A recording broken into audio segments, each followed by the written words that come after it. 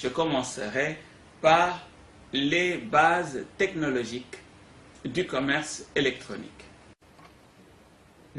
Au sujet des bases technologiques, je voudrais là mettre l'accent sur l'importance de la dimension technologique pour qui veut comprendre le cyberdroit en général et le commerce électronique en particulier.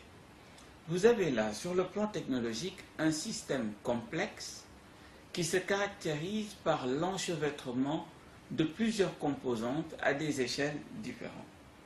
Mais à la base, vous avez les serveurs web, l'Internet, mais qui n'est pas seulement envisagé en tant que réseau des réseaux, mais dans une perspective d'enchevêtrement avec les acteurs que sont notamment les sociétés qui utilisent l'Internet, les professionnels, les usagers qui interfèrent également avec les pouvoirs publics, mais aussi toutes les infrastructures de base telles le réseau backbone, les différents serveurs, les différents routeurs qui interagissent pour faire la toile.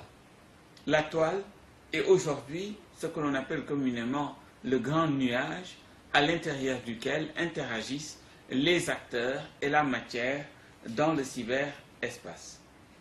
Et donc, lorsqu'on évoque l'Internet, ce n'est pas seulement que le réseau des réseaux, mais il faut regarder au-delà de ce réseau des réseaux numériques les protocoles de transmission des données, les systèmes de stockage et de renvoi de communication par paquet d'informations, mais en ayant à l'esprit que tout ce qui se fait comme transmission de données dans l'Internet et dans les réseaux se fait par copie.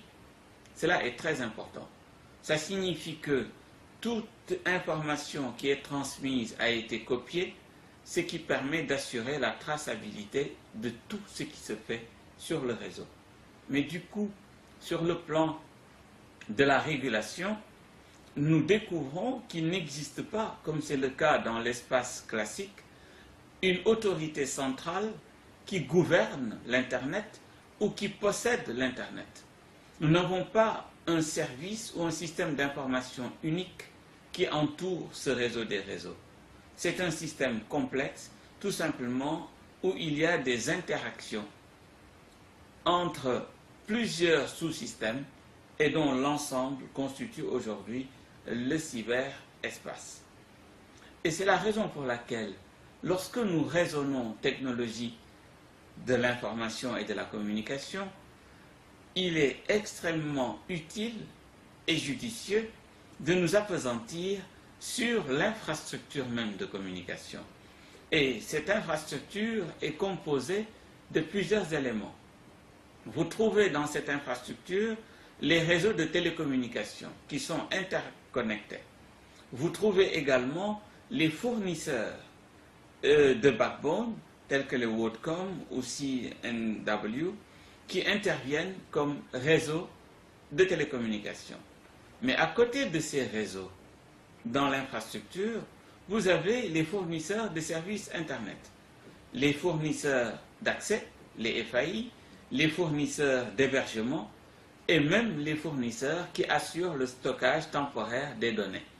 L'ensemble est considéré comme étant membre de la famille, j'allais dire, des fournisseurs de services Internet.